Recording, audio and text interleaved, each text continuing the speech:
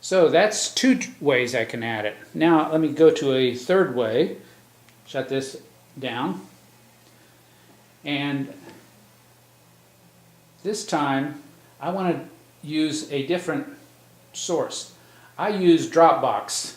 Up in this blue folder, folders are black in case you're not aware. I have a bunch of folders. These are all folders across the top here.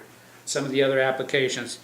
But when I open that, it says SWI on it. I have two programs I'm using for SWI. I'll talk about this Type On PDF Pro later, and I'll also go into more depth on Dropbox. But just to show you how you can load something. Dropbox is a cloud-based storage system. I've mentioned it a few times in our news and notes. It's a great program. It's free, or at least it's partially free. They give you 2 gigabytes of storage for free. If you want more, you can pay for it. Also, if you recommend the program to people, they'll give you, I think, either a quarter of a gigabyte free for every person that signs up, or maybe it's a half. And then they had some other promotions going on. So I'm up to 5 gigabytes of storage for free. But I originally downloaded it to my desktop, created the folder there, and everything on my desktop that I put in that folder is synced up to the clouds. I can still use it on my desktop, but it's in the clouds. And what's nice about that, then I go to my laptop, I go to my iPad or any other computer that I can use, and I download the Dropbox application for that particular device. So with my laptop, I downloaded the Dropbox program and installed it on my laptop, which once you fill in your password and your username, it automatically syncs up to the cloud, and anything that I've stuck in that folder I can use on my laptop. In the case of my iPad, it's actually an application, which is basically the same thing as a program. I downloaded it, put in my username and password, and bang, there it is. So when I hit it, it takes me to my Dropbox. I mentioned earlier I downloaded this just as a demonstration. But you notice PDFs over here. You see the Adobe sign for PDFs or image. Let me use a different one.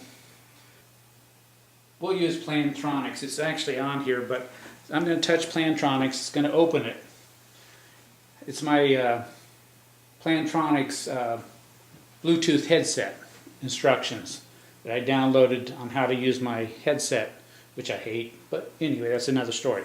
But let's say, for whatever reason, I want this on my iPad to use. So all I have to do, I touch this arrow up here in the corner, and it brings up those familiar options plus the other options you saw before. So I'm just going to add it to iBooks.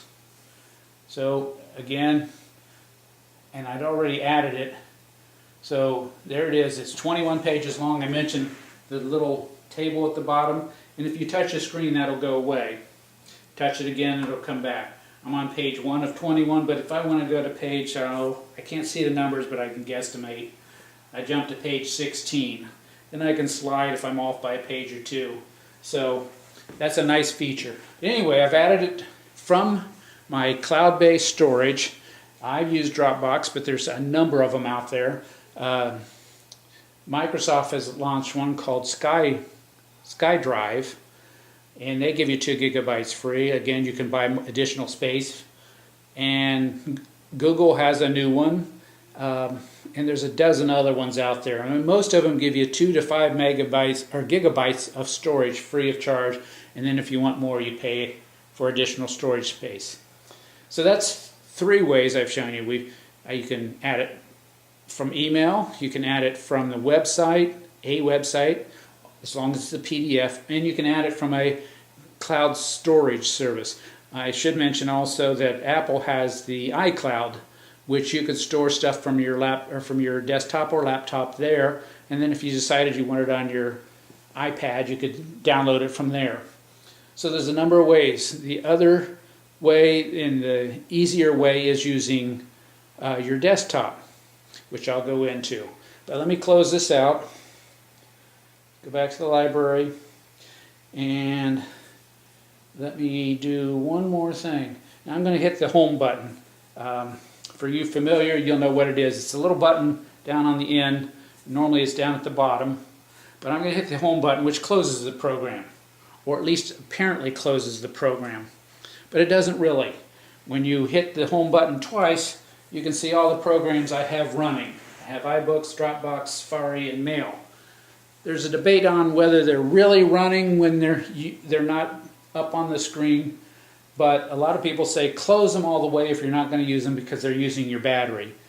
I've heard some arguments lately that no, they're not, but anyway, I try to keep them closed. So what I do, if I want to close a program totally, is I push on that program, I put my finger on that program. So I'm going to put it on the Mail program, it doesn't matter which one, and before long, hold it for about 2 seconds, and the icon starts jiggling and you see the little red minus sign. So you just touch the red minus sign, poof, it's gone, poof, it's gone, poof, it's gone, and poof, it's gone. So they're all closed now.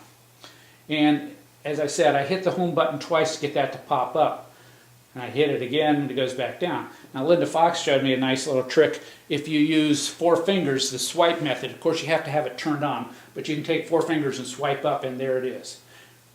If you didn't realize it, you can also swipe over, starting from the left to the right, and you have some options. One is brightness on your screen, which it doesn't change the TV, but you can see it changing here. If you want to play music while you're in the background. But this one here is where I turned on mirroring. I can use Apple TV and I turn mirroring on and off. When I turn it off, my TV will go blank. But if I was just streaming, I would just use strictly Apple TV. So I'm going to close that. As I said, if I wanted to play music, I just hit the button here. Hiding place for the moon. I don't know what that is. And there's a slider here for volume. Oh, I know what that is. It's a classical song. But I have the TV turned down pretty low. So if I had it turned up, I could be listening to music while I'm working. That's one of the programs that truly runs in the background is your music player.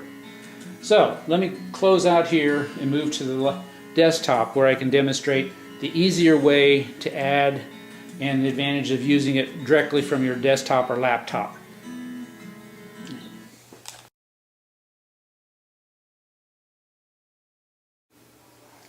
Okay, I've moved to my desktop, which is an iMac, but as I mentioned, this will work on a PC or a Mac, either one. And what I need to do first of all is launch iTunes. So I'm going to launch iTunes, and in a second or two here it comes up. And up in this corner you see the libraries. I have music, I have movies, TV, podcasts, iTunes U. That's a great source of information if you've never gone there. You actually need to go there through the store, but I've downloaded some things. And then after that is books. These are all the PDFs I've got on my iPad. Well, I think not all of them are on there.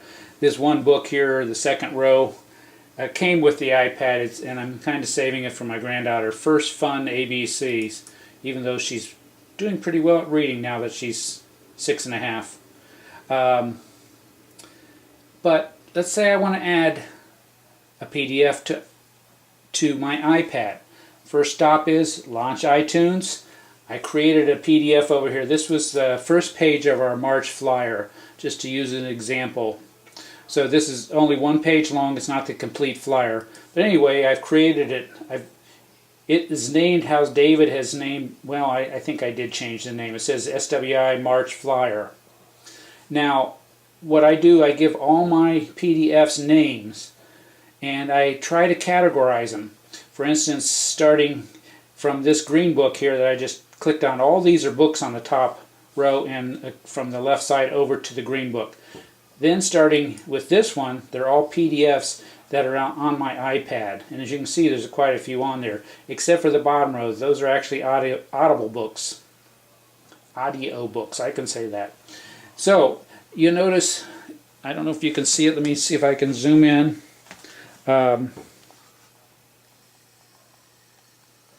Zoom in a bit. I've labeled them, I've given them names.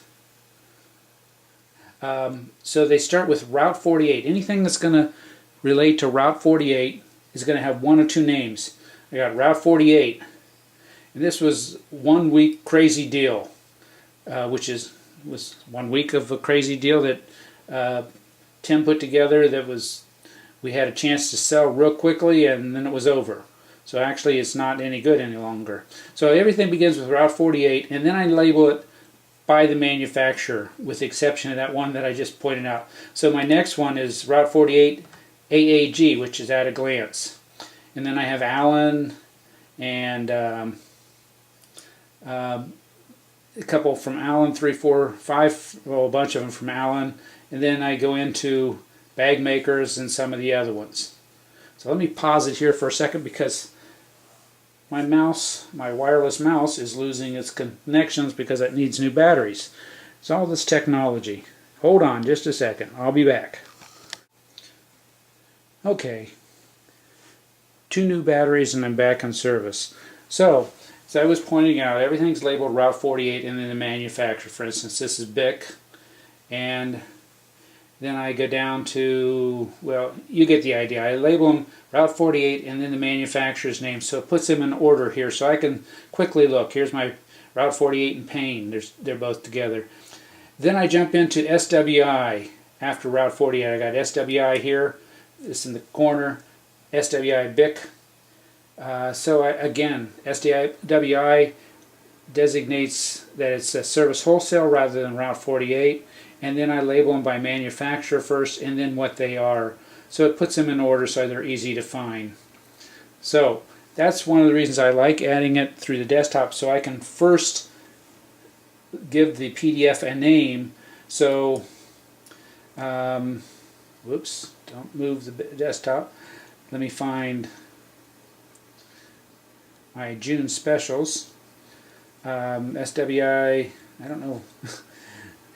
I guess one thing you got to remember how you label things. Anyway, I've got SWI specials. Here we go. Here's May and June. And I'm going to name this one that I'm going to add. I got it SWI, and I'm just going to put dash. If I can see in the dark, I have the lights off so it doesn't reflect on the screen. So I got SWI dash March flyer. So I'll just leave it at that for now, in 2012. So all I have to do, and this gray area that's in the background, so all I have to do is take that PDF, hold down on the mouse, drop it anywhere on that screen, and I don't know if you noticed, it appeared right there. So when I open it, that's that same flyer. It's now added to iTunes. Now I want to put it in my iPad.